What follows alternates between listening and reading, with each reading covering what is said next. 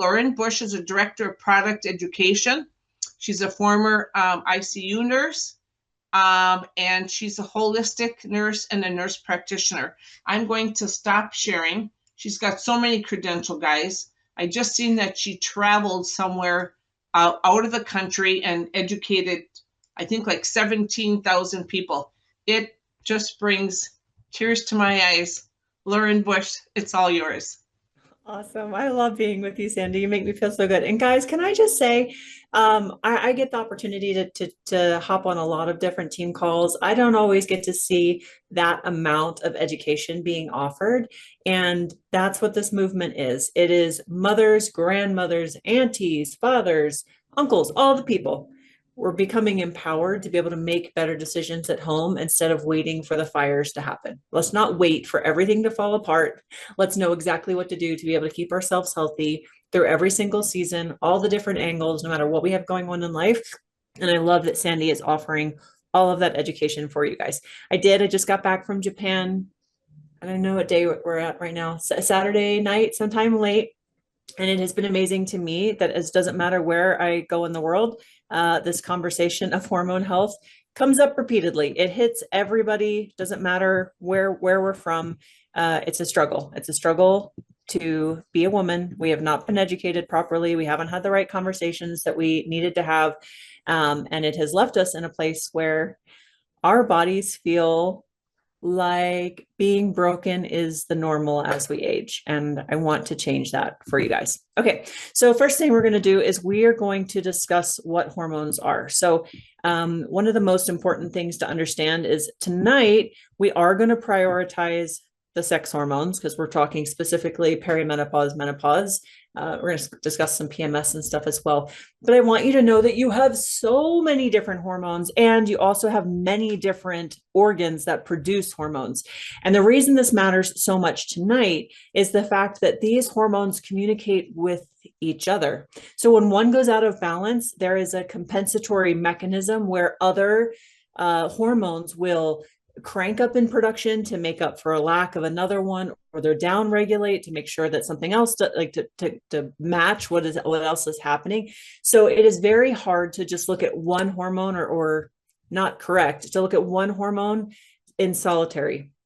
They impact each other, which means we have to be willing to ask more questions. We have to be willing to dig. We have to be willing to go to the root and not just like, oh, well, I just have always had low progesterone and that's just what it is. And this specifically for me, there's a lot of reasons I'm passionate about it. I'm a mom of 9, so my hormones have been every which way, up, down, sideways, gone, here they are, all the things, right? So I love talking to women so that I have felt the things, and it is not a lot of fun when things are out of balance. But second is, I got really frustrated because during my pregnancies, I kept getting diagnosed with low progesterone. But you know what never happened? No one ever went back and looked at my progesterone when I wasn't pregnant. And if you're low during pregnancy, it's pretty safe to assume that you are also low in every single day life. And so I'm going to go over what some of the symptoms are for low progesterone. But these are things that are typically, instead of treating the progesterone or even testing where our hormone levels are at, we're looking at all these other medications that were being placed on when we could have gone back to lifestyle. We could have gone to properly supporting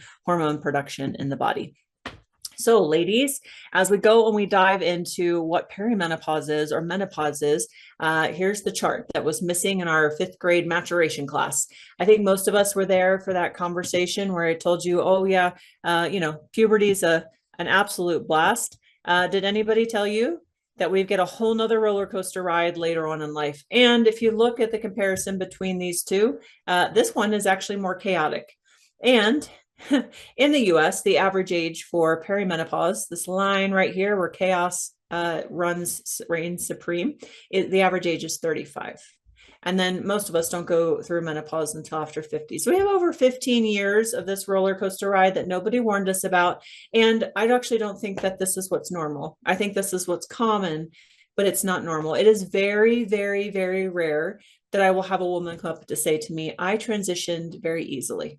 Very rare. I'm not saying I've never had a woman say that to me, but in speaking to tens of thousands of people, Very rarely will I hear that. So we've accepted that this is normal. One is because a lot of the things that we're going to talk about, the symptoms of perimenopause, they're quite embarrassing, like really intense BO or really itchy ears or vaginal dryness or urinary incontinence. Who wants to have those conversations publicly with people? And so if we're not willing to have the conversations, then we're just, oh, I guess this is just me. I guess I'm just broken. I guess that this is just part of being a woman. And it's actually not okay. It's not normal. It's just common. So I also want you to pay attention right here where it says menopause. Menopause is one day, just one day. It is the day that you have gone 365 days without having a period. After that, you're postmenopausal. So menopause is only one day. Everything leading up to the day that you've reached finally a full year without having a menstrual cycle is, yeah, belly fat's not fun to deal with either. Also embarrassing. And then of course everybody thinks, oh, you put that fat on because you're being lazy or because you don't have control over what you're eating. So yes, I feel that, Jackie. Everything leading up until this moment of 1 year is perimenopause. I also, oh, next slide. I also want to point out, so this is a menstrual cycle chart. And usually when I get here, I'll have someone comment, hey, I've had a hysterectomy. Does this apply to me? Or I've already gone through menopause, so this doesn't apply to me. And so before I even explain this chart to you, I just want to say every woman is still cycling. Doesn't matter if you've had a hysterectomy. It doesn't matter if you've gone through menopause. You are still cycling. You're not having a menstrual cycle, but your body is still cycling. Ladies, we do not achieve this age all of a sudden where we have little receptor sites on every single cell of the body that are looking for hormones, where they're like, well, today was her 52nd birthday, so I should just fall off now because we'll never see hormones again. Your body is still looking for that rhythm. So we say the men are like the sun. They rise and fall every day. Their testosterone rises each morning, falls each night, rises each morning, falls each night. That's pretty much their hormonal rhythm. As they go through life, if they are exposed to a lot of phthalates or fragrances or plastics, those rises are a little bit lower. So they have smaller bumps, but it just looks like that throughout life until as they age, the bumps decrease.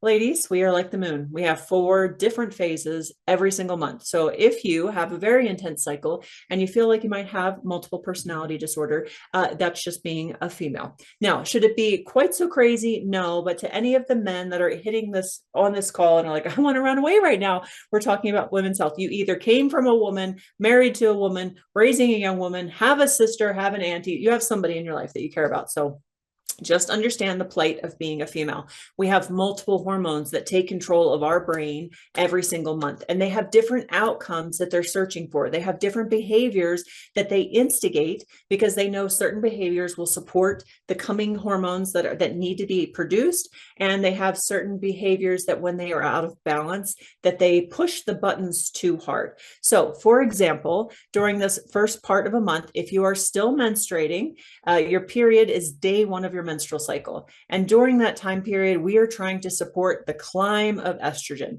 There are a certain set of behaviors that support that. One of them is not eating carbohydrates. Carbohydrates, high insulin output from the body will actually block this from happening. Versus, so anybody who's like, that's great, I'm keto. Versus second half of the month, if you don't eat any carbohydrates, this progesterone rise will never happen. You won't sleep well. You'll be an anxious mess and you'll be irritated at everything in life. And you'll be trying to like strangle your husband towards the end of the month. And it's because you don't have enough progesterone going on. So we have different ways that we need to support the body. There's different movements. There's times of the month, actually during our period, is a time that we are supposed to push harder in the gym. And I know someone's going to say, you're bleeding. That's the time you're supposed to relax. You already gathered all that blood to your uterus the week before. It was already made. You're not losing it all that week. It was lost the week before when you should have been calm during this end of the month, this leading up to your cycle, when you're supposed to nurture yourself with good, healthy carbohydrates, when you're supposed to prioritize extra sleep and rest. And now we support the body in doing its clean out, which is much more effective with good, healthy movement. So anyways, lifestyle impacts it. For those who have had a hysterectomy and you're like, I'm trying to figure out who's taking charge of my brain during the month, can I still track a cycle? Yes, you can. So in the past, we have tracked a menstrual cycle based on, oh, I had my period and 28 days later or roundabout theirs, I should have my period again. And most apps out there, that's how they'll track. They're very algorithmic. They'll do the math for you and say, oh, well, typically you go 26 days. So I'm going to estimate in 26 more days, your next one is going to start. There's an app out there called Natural Cycles. And when you select it, it will say that it is for a natural form of birth control. They now have a setting for trying to get pregnant, a setting if you are pregnant, a setting during perimenopause. And I think they have a menopausal one. And instead of tracking it based on an algorithm, it bases it on your body temperature. So if you have no outward cycle, if you're not having an active bleed each month, or if your cycle is completely chaotic, maybe it's 14 days one month, 36 the next, this is a really good way to track what your body's trying to do. And it will actually estimate when ovulation is happening, which should happen right in the middle of your cycle. And then based on that, you know which kind of hormones should be taking charge over here. So ladies, that is step one of understanding your cycle. Second is, like I said, it is an FDA approved form of birth control. So all of the mamas out there, all of the grandmas out there, all of the aunties out there, if you have a teenager in your home or in your family who is on the pill, that is a form of chemical castration. It is horrendous. I'm going to go over all the side effects that you don't get talked about from the CDC itself.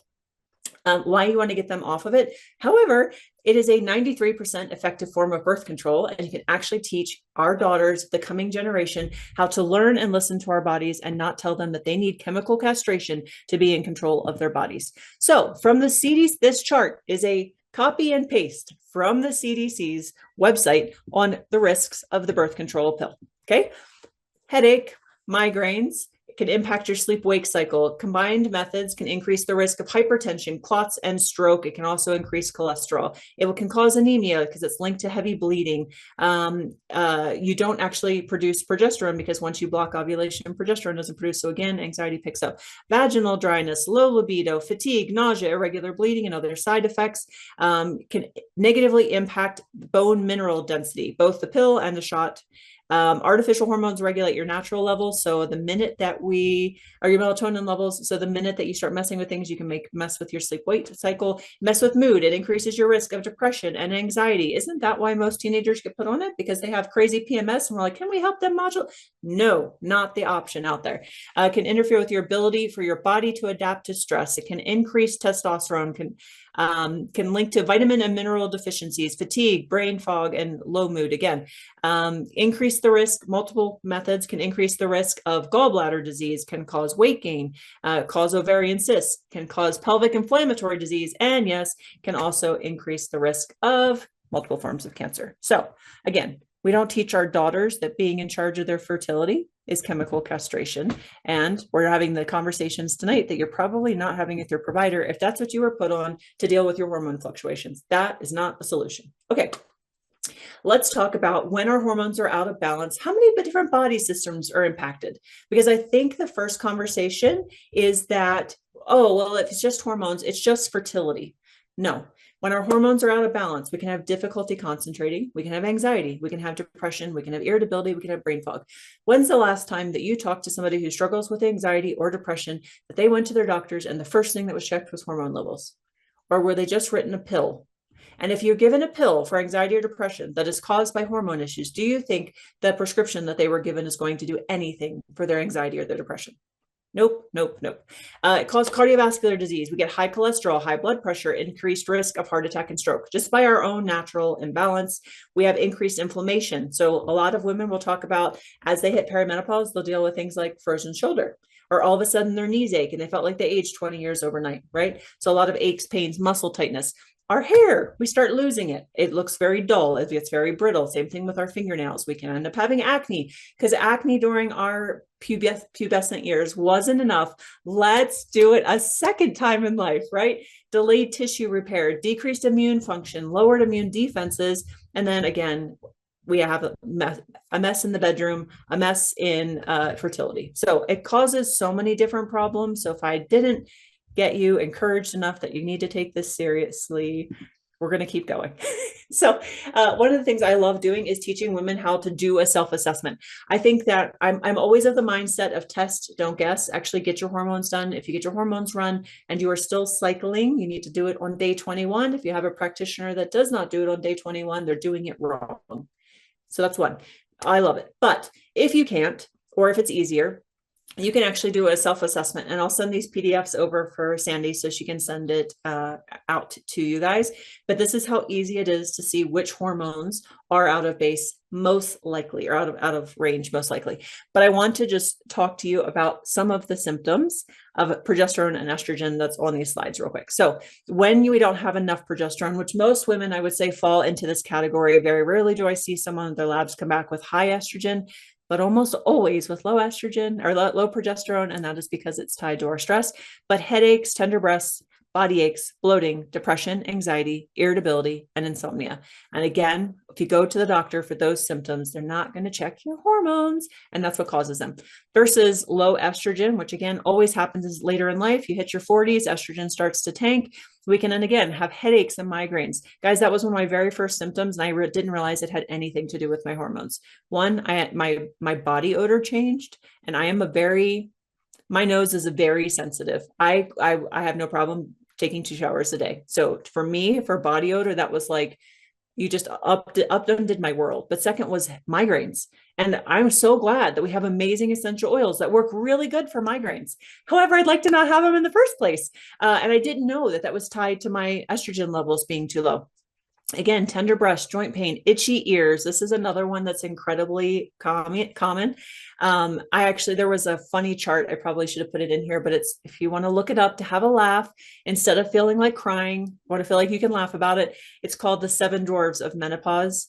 And it has some funny names in there, but depression, fatigue, trouble concentrating, hot flashes, mood swings, frequent UTIs. So I want to actually hit on this one really quick. This is one of the reasons that we need to learn to be more vocal. And the reason is that as women, we have wrote it off as completely normal, that because we've given birth to a baby, that for the rest of our lives, every time we laugh, we sneeze, we jump, we pee ourselves, and we're all like, oh yeah, she did the cross-legged move. That's just normal. No, that's bad habits that we're not being taught. Postpartum, we're supposed to go see a pelvic floor therapist. It is completely avoidable. That is not normal, but all of society, we all do it as ladies. We're like, oh yeah, I saw the stance for the sneeze. I have to do that too. Not normal. And secondary, ladies, as we age, when we lose our estrogen, our whole urinary tract lowers and it squashes. And because everything gets all kinked up, we become very likely to have UTIs. And ladies, as we get even older in life, as we advance, UTIs will cause confusion. You'll end up having dementia-like symptoms. And so for a lot of elderly, they'll get diagnosed with other mental issues, and really it's a long-standing urinary tract infection. So bad things happen. Bad things are avoidable. We do not need to go through that. But again, start to think about your urinary tract health, and we don't need our organs prolapsing. Again, things that are avoidable, conversations we have to have. I know what they're uncomfortable conversations, but if we have them, we can find solutions. Okay, so yes, I love Laura Ricci. Yes, physical therapy and pelvic floor therapist. There's not enough in the world, I promise you. In the state of Utah, they're all maxed out and it takes 6 weeks to get into, but it's worth it. So here is your hormone chart. And again, I don't need anybody to memorize this. I don't want you to feel that your body is too complicated. I want to show you how beautifully intricate it is, but I also want to show you how choices you're making are impacting your hormones where you didn't even realize that it was tied to it at all. So one is, let's have the conversation about cholesterol. So cholesterol gets the bad rap. It is the one that at the minute our LDL goes over 70, the doctor's like, let me put you on a statin. If you have higher cholesterol, did you know that your body makes about 75 to 80% of your cholesterol? So instead of yelling at cholesterol, shouldn't we go back to our body and be like, hey body, why do you think we need to make all this extra cholesterol? So 1. 2 is you get put on a statin and it lowers your cholesterol. What do you think happens to everything else in this chart? It all goes down. And so now all of those symptoms of low progesterone, low estrogen, I didn't even go into low testosterone symptoms, but also low cortisol, which I'll get to in a minute. All of those symptoms are your new normal, all because we decided to attack cholesterol for doing something that he didn't do wrong in the first place. And we've decided he was the bad guy, instead of just simply going back and asking the body, why did you decide that I needed more cholesterol? Okay, second thing I need you to know is that every single arrow in this chart symbolizes a amino acid, an enzyme. to be able to do a conversion process or a production process. And then it also symbolizes a cofactor, which means a vitamin and or a mineral. So that's a lot of arrows, lady. A lot of arrows. So when we say nutrition is where we start, nutrition is where we start. First of all, ladies, we are not eating enough protein. You should be eating at least, this is not the upper limit, at least 1 gram of protein per desired weight. So if your goal weight is 145 pounds, that's 145 grams of protein. And I promise you, if you've never looked at your protein before, this will seem like an impossible goal, but it's a message to your body. I need to prioritize lean muscle mass. And ladies, to protect us in our aging years, lean muscle mass is like Spanx. It holds it all in. It holds us together. It burns sugar for you when you decide that you need to have that treat. It protects your bones. It protects your brain. Muscle is now Spanx. So that's how you're going to think of it, so that you want to go out there and you want to make muscle. Okay. Next thing is, if you follow this chart, we have cholesterol, pregnenolone, your master hormone. Here's progesterone. Oh yeah. And then here's this guy down here, cortisol. So if you go on to, TikTok, cortisol, all the things, here's how you're going to lower cortisol. Let me tell you what happens if we all lowered our cortisol every single day. You would sleep until you died. Cortisol is what wakes you up in the morning. You have to make enough cortisol to wake up in the morning. If you don't make enough cortisol, it would look something like, doesn't matter what time you sleep to, it requires, 4 different people to drag you out of bed. And then it probably still takes another 4 cups of coffee to get you functional during the day. That's what low cortisol looks like. It is a miserable life versus enough cortisol. High cortisol in the morning means I can hop up out of bed, I can get my kids ready, and I can get them out the door. My brain is working and I'm not needing caffeine to function. Sometimes with cortisol, what happens is it flips. So it should look like a beautiful, I would say a ski chart, and that's not the right way, like a mountain. It starts real high in the morning, it falls off all day, falls off. It can reverse. And so morning time, if ever somebody has to come and like literally kick you out of bed, and you need all the caffeine to be able to be going. But at nighttime, you're completely exhausted and your head hits the pillow and you're like, finally sleep. And instead your brain goes, let me remind you of the 50 things you didn't get done today. Oh yeah. And here's another 20 things that you need to get done tomorrow. And let's just ruminate on all the ways that you're failing as a mother and as a wife. And let's talk about that thing that happened to us when we were 12 years old. And you're going, I am so tired. Why is my brain doing this to me right now? When I finally am getting to lay down in bed, that's reversed cortisol. So we want it in the right amounts at the right time of days. And the more out of balance our daily routine is, the more this gets dysfunctional until everything is just too low. And every single day is, I needed caffeine to get started. I need caffeine at 3 o'clock. I can drink caffeine and still go to bed at the end of the day. That is low cortisol across the board. And that's not good for you. Okay. Next is, you come over here, here's testosterone, ladies, and here's estrogen. So estradiol comes from testosterone. So ladies, do we need testosterone? Heck yes. The number one sign I will see in people and women, specifically who have low testosterone, is brain fog. It is that I'm trying to complete a sentence, but I've lost my words mid-sentence and this is my new normal. That is low testosterone. Testosterone is so important for getting rid of brain fog for women. We need it in the right amounts, and we need a majority of it converted to estradiol.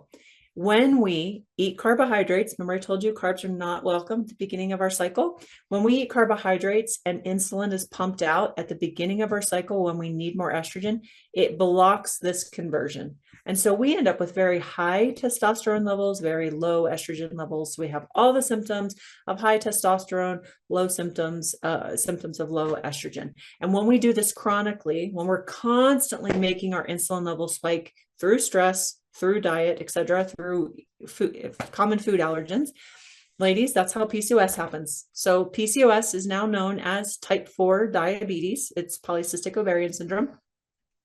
It is 100% reversible because it's 100% diet cost. And if you don't know what PCOS looks like, this is when we end up putting a lot of weight around our midsection. We end up with hair growing in places that it shouldn't be growing as women. We end up dealing with a lot of acne, and typically we deal with a lot of infertility issues. So that's what PCOS will look for. Again, hair growing all over the body in places we didn't want it to be in the first place. We're like, hey, can I just move all that back to the top of my head? Hair loss is another one from the top of the head. And so we want to be able to do that.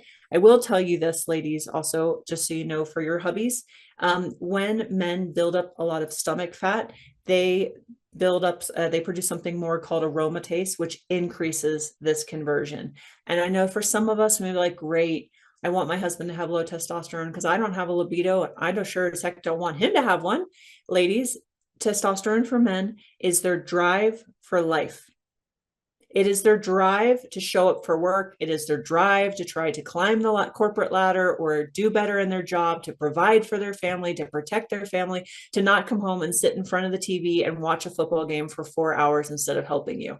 That is low testosterone in men, not to mention all the fertility issues for all of our young men who have chronically low testosterone already and haven't even gotten into a provider role. Okay, so now let's talk about what your cycle looks like through lifestyle. So for those of you who have had a hysterectomy and you don't know when your menstrual cycle would start, you're going to go download the Natural Cycles app. I think it ends up costing you like, I don't know, it's like $10 a month. I know that seems expensive. Knowing where you are mentally and in your hormone cycle is priceless. It's priceless because it impacts the way that you show up as a mom. It impacts the way you show up as a wife. It impacts the way you show up for your friends, your community, your business, all the things. You want to know where you're at. For those of you who have gone through menopause, I'm going to tell you that day one of your cycle, we're going to pretend it is day one of the month. Your body, the hormone levels are low enough that they're now going to listen to you, to whatever you tell them to do. So if you live a lifestyle that tells them, but you should produce more estrogen right now, it's going to listen. So you can override and reprogram your system. So the easiest thing, day one of your cycle is day one of the month, which works out perfectly because here we go, 30 days in every, well, besides 31 or 28, 30 days in the month, right? You can work it out. For those of you who have a menstrual cycle, day one of your cycle is the day you start your period. If your cycle is not 30 days, again, average is 38, you can cut a day off here, you can cut a day off here, however many days you need to cut off. I will tell you, for those of you who have irregular cycles, when you start living in sync with your cycle, it will go back to the normal average of about 28 days. So get ready to have a normal cycle. It is possible, and it does not require the pill. On days 1 through 10, we call this a power phase. Remember how I said that this is the time that you can push it harder in the gym? It's really good during this time of month for you to actually push it. You're capable of more than you realize. It's also the time of month where fasting, especially intermittent fasting for longer hours, is welcome. So if any of you have ever done intermittent fasting and you did the same fasting window all month long, that's how men do it, because they're like the sun and their hormone rises every morning and falls every night, every single day of the month. You are the moon. You cannot fast, you cannot move, and you cannot eat exactly the same every single day of the month. So during days 1 through 10, we are prioritizing fasting windows of somewhere from 13 hours to 72 hours. I will also tell you that, ladies, we do better if we eat breakfast and lunch and skip dinner than if we skip breakfast, especially because of that cortisol. That's a stressor on the body. We don't want cortisol rising even higher or longer into the day than possible. So start timing it out from the last time you eat till the first time you eat by 8 o'clock in the morning. At minimum, it should be 13 hours. Your body should have a 13-hour break from having to do anything with food.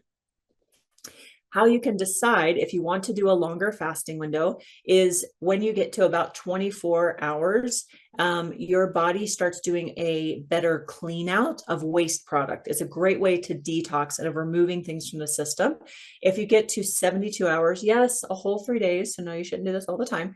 But if you went that long, that for somebody, if I knew that they had a history of cancer or it ran in the family, I would be telling you, at least every other month, you're going to hit a 72-hour fasting window. So see what your fasting window is, see what you're comfortable with. If you've never done fasting before, start with 13 hours, see what you can extend it to during days 1 through 10.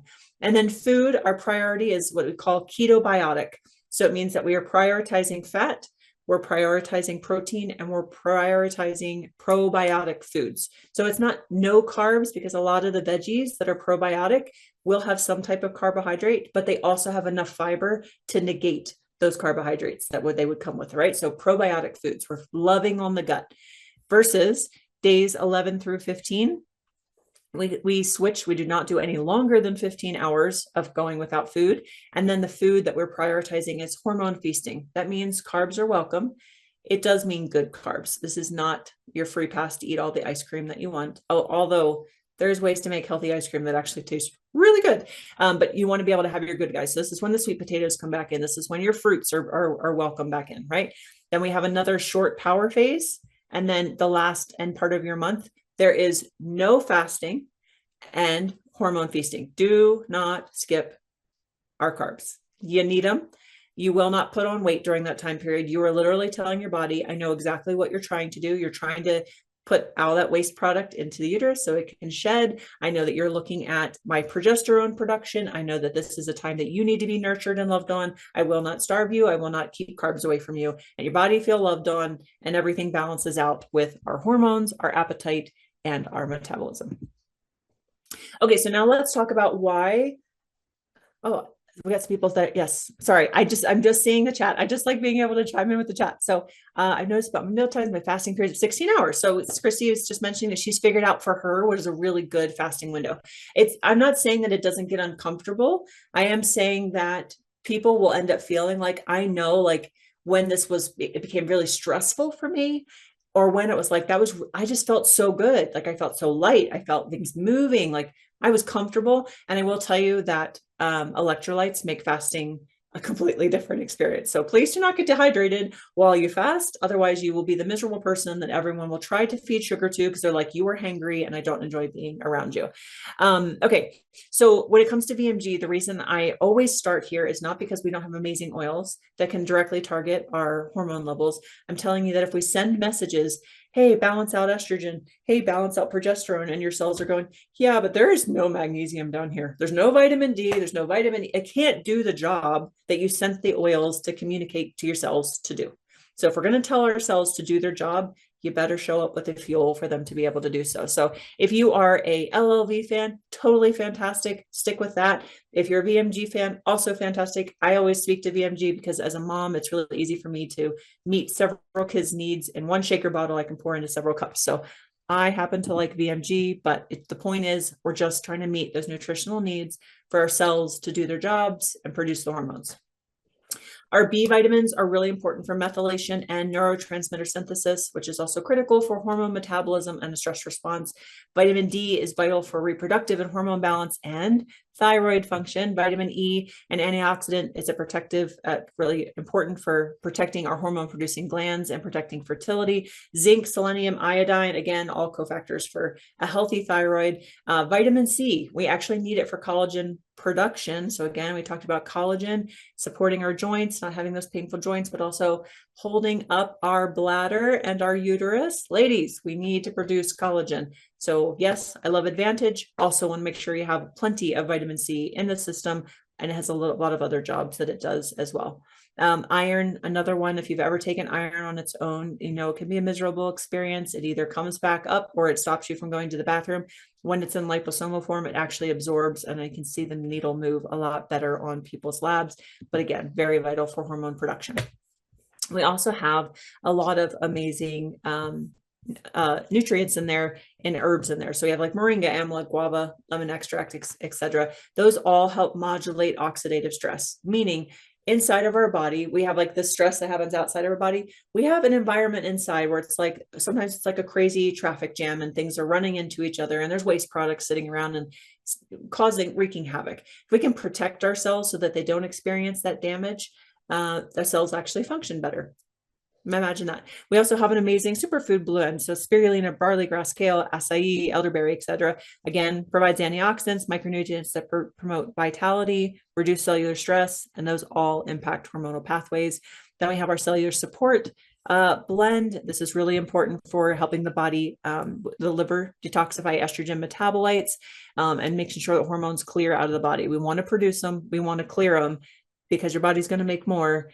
And then the levels get too high. So we need to be able to clear them out as well. And then making sure that everything is in a format that your body recognizes, absorbs, utilizes, converts properly. Everything is there to support it. Gotta love that. Okay. Also, there are several strains that support the gut in absorbing and utilizing and converting nutrients better. Does not replace a probiotic. It really is so that you can utilize and support VMG nutrients even better. And then again, lots of antioxidants to support your liver in phase 1 and phase 2 detoxification for clearing those excess estrogens.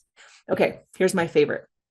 So I love omegas for so many reasons. One is when some woman mentions mom brain, I'm like, that's mom brain is an omega deficiency. So load up on your omegas. Two, we talked about cholesterol and how important it is for hormone production. Here's that healthy fat.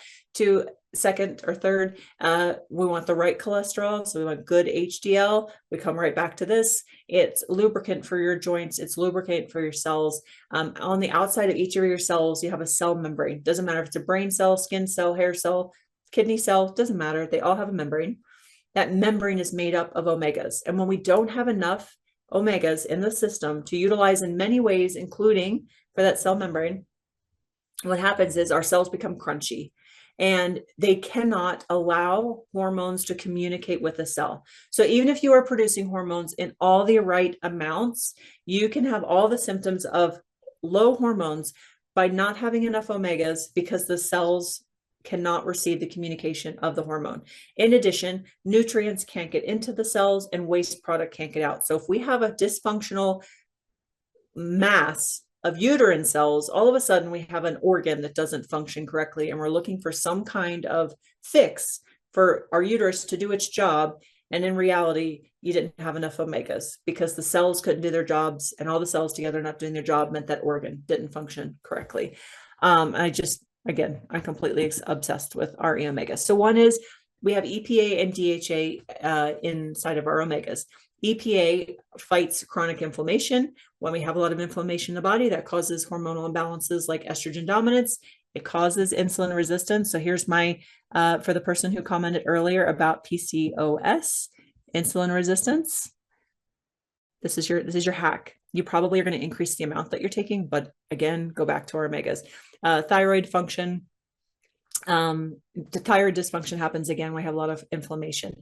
Our DHA is the part that goes and supports those healthy cell membranes. So in a picture like a perfectly blown up balloon, it doesn't pop, it's not floppy, it's not crunchy, versus a paper mache balloon. I give it a squeeze, it's going to go crunch. Nobody wants their cells to be crunchy. You want them to be super fluid and pliable and bounce right on back, right? So that's always the goal, not just for our skin, but for all of our cells. So that's what DHA does for our cells. Omega-3s also help modulate the hypothalamic pituitary adrenal axis. So there is a communication pathway inside the body between different organs that are supposed to be communicating stressors that are happening. And we have exterior stressors, we have interior stressors. And it turns out that a big stressor inside the body is all of a sudden when our insides can't communicate with each other. So again, you cut off communication for cells, our hypothalamic pituitary adrenal axis gets dysfunctional, and it is a signal to the body, massive stressor happening. I can't tell what the gut is doing. I can't tell what the brain is doing. I can't tell what your uterine is doing. I can't tell what your ovaries are doing. Like nobody's able to communicate, and that is a stressor for the body. Omega-3s, again, like I mentioned, they reduce inflammation for the thyroid gland. They support thyroid hormone conversion, and you want a healthy thyroid because, ladies, unhealthy thyroid means your metabolism goes to pot. You become very sensitive to different temperatures. Your skin gets very dry. Your hair starts to fall out. It's no fun. So we want a healthy thyroid.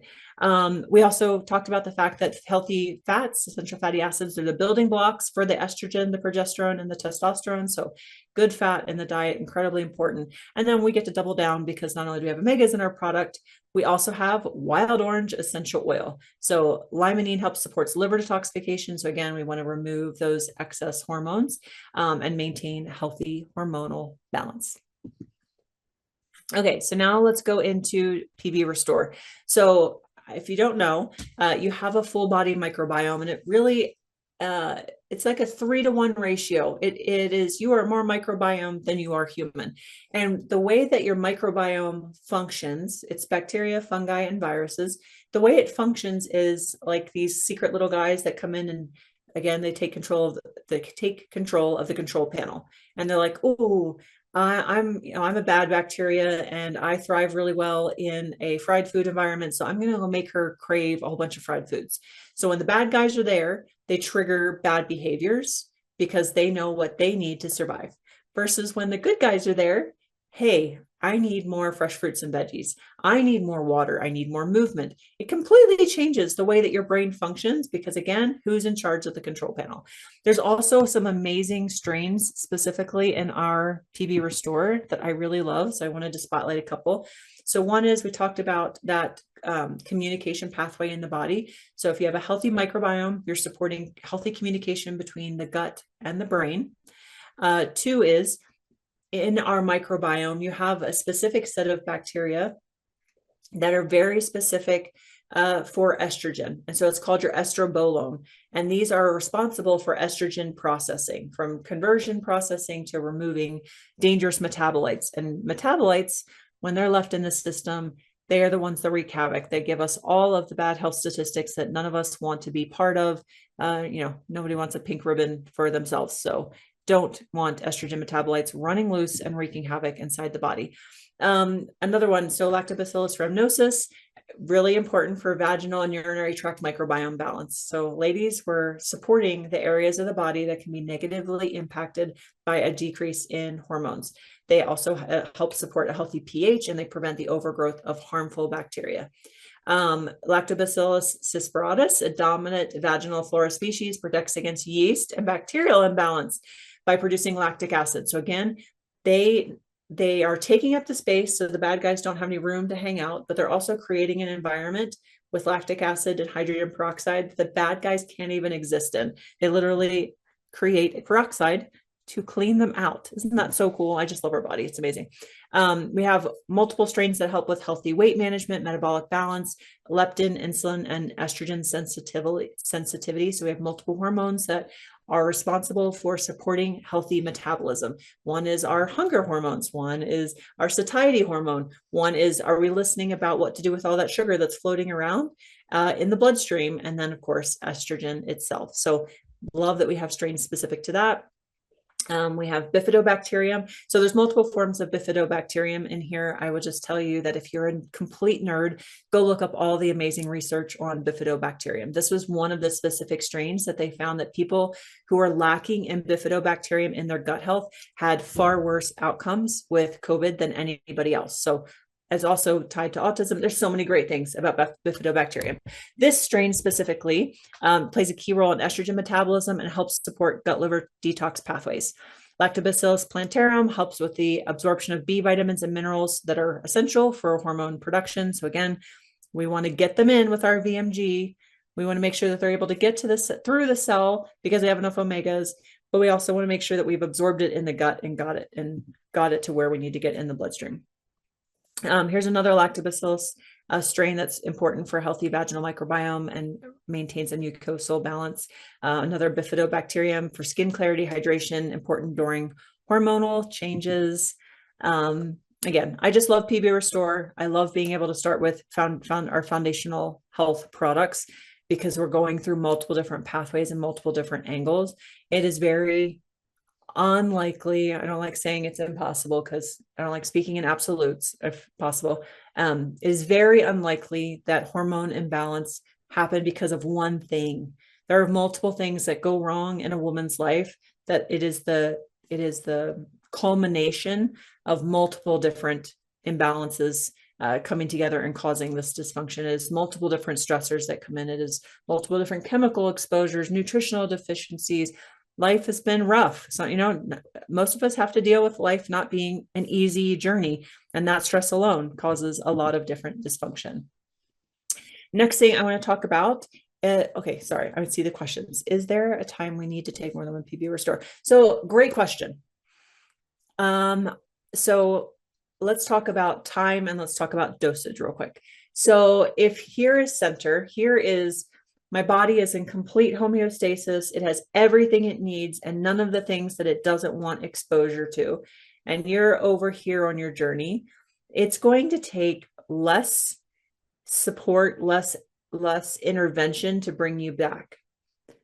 If you are way out here, you're probably going to need to increase the amount of product usage and the amount of time we use it for to get us back center. So I would say that if you're somebody who eats a lot of processed foods, don't do a good job drinking a lot of water, you're on your 8th round of antibiotics in the last 10 years of your life, you have to take a steady dose of different medications. Medications are horrendous for the microbiome.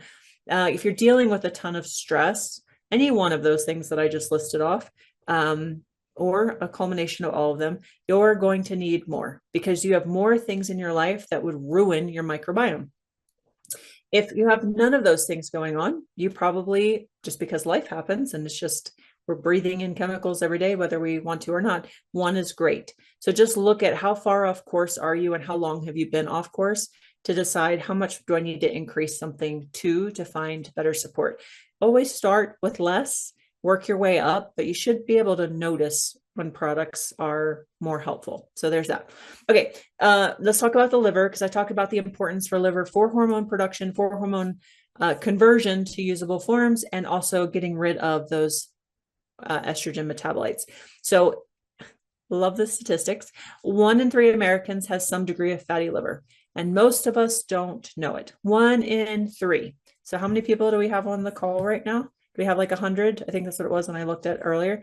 So there is like 30 people on the call that have some sort of fatty liver problem, disease, and don't even know it. Okay.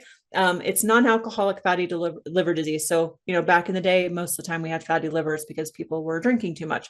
Now it's because we consume too much sugar. So it affects over 100 million people in the US. 25% of US adults now show the signs of liver dysfunction on labs.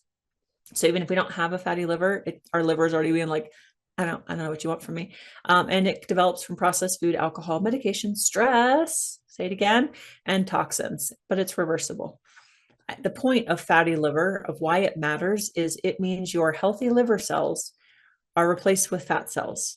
And it turns out fat cells don't do the same job that liver cells do. So if the organ needs its cells to do its function and the organ is being replaced by cells that do not belong to it, the organ can't do its job. That's why it matters. And again, this is even impacting our children, which is a hot, horrible mess. Anyways, your liver, again, it's your body's hormone filter. It breaks down excess estrogen, cortisol. For those of you who have the tendency to wake up, fall asleep fine, but you wake up between 1 and 3 a.m., that's the time your body does a cortisol dump. It cannot handle all the excess cortisol. You pumped into it all day long and it dumps it back into the system, and your body's like, apparently you're supposed to wake up right now because cortisol just re-entered the bloodstream. It also breaks down excess insulin and other hormones when they've done their job. When it's sluggish, your hormones recirculate and we end up with PMS issues, PMDD issues. We end up with bloating. We end up with mood swings. We end up with low libido, hot flashes. This is what causes us to have a miserable experience in those hormonal transitions. The number one thing I usually see for poor liver clearance is if I find estrogen dominance in someone. That's the number one sign. I don't even have to run their liver enzymes. I already know we have it, but it is always good to run liver enzymes. So a congested liver results in a tired thyroid, irregular cycles, stubborn weight, and a lot of brain fog. So what's clogging the system? What are we all exposing ourselves to that our liver is like, I give up.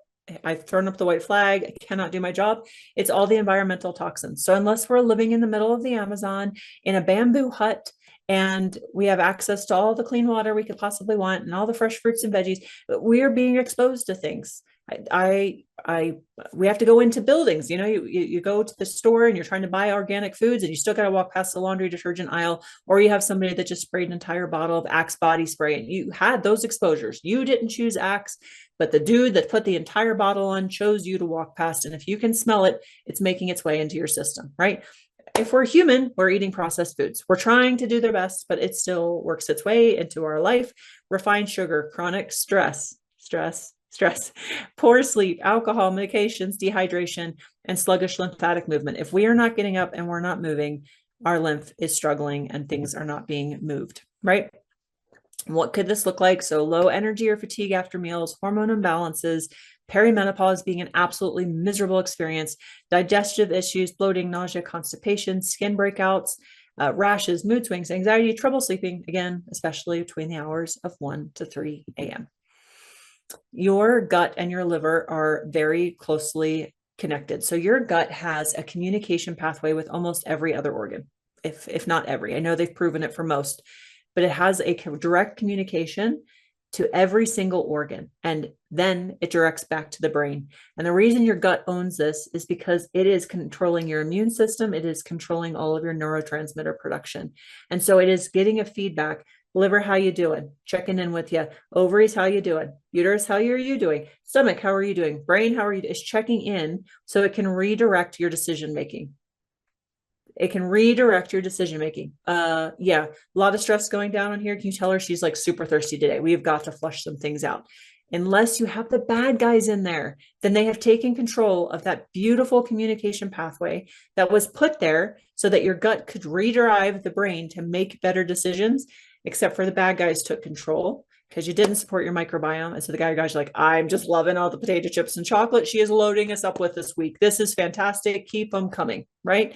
You need the good guys in there because it's getting all the feedback from all the other organs and then hijacking the brain and telling it what to do.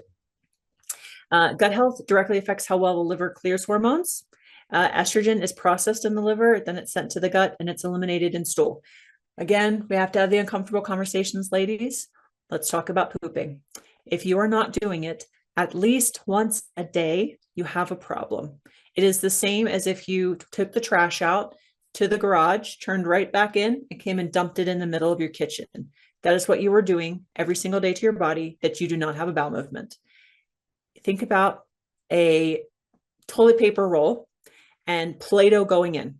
Breakfast is the first Play-Doh ball. Lunch is the second Play-Doh ball. Dinner is the third Play-Doh ball. My toilet paper roll is full.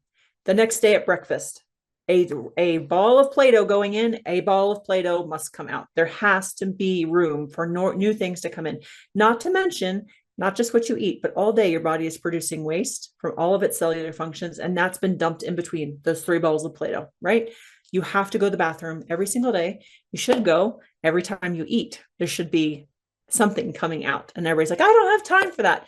That's probably because you don't have good bowel elimination habits, because it shouldn't take you 20 minutes of sitting on a toilet to eliminate. It should actually be really quick and easy. So you have to support the gut. You want a healthy gut. When people complain, like, I'm going twice a day now, I started taking PB Restore. That's fantastic. Your body finally has the support it needs to remove waste products. You are cleaning things out. That is amazing. So anyways, we support our gut. I love Revitazen complex is also very supportive for the colon, the liver, and the kidneys as well, but also for the colon.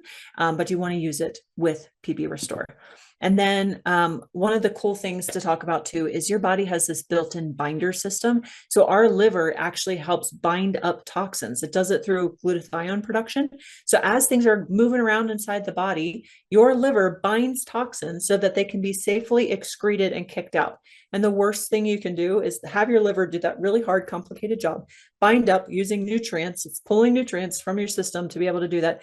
Bind up those toxins, dump it into the colon, and you're like, well, I only go once a week. And your body's like, well, guess what? I'm reabsorbing that toxin that we tried to bind up. Now I'm going to pull the minerals back where I needed them because she didn't take her vitamins today either. And the toxin's free and doing its thing again. All the damage is caused. So our liver did a really hard job. Support it by getting to the bathroom.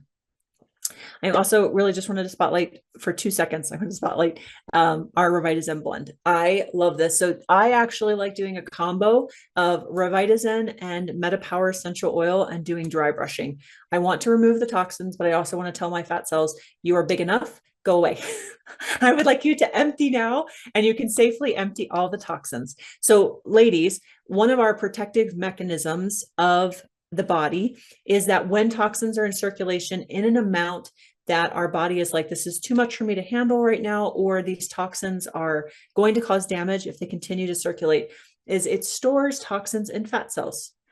So when I talk to someone and they tell me my weight won't come off, it's being very stubborn, I am in a calorie deficit, I'm moving and fat just won't move, it tells me something toxic is there that your body has decided. It is packaged in its little bubble and it goes, I'm not letting her lose a pound, because if she tries to lose weight and I have to excrete the fat out of this cell, the toxins are going with it.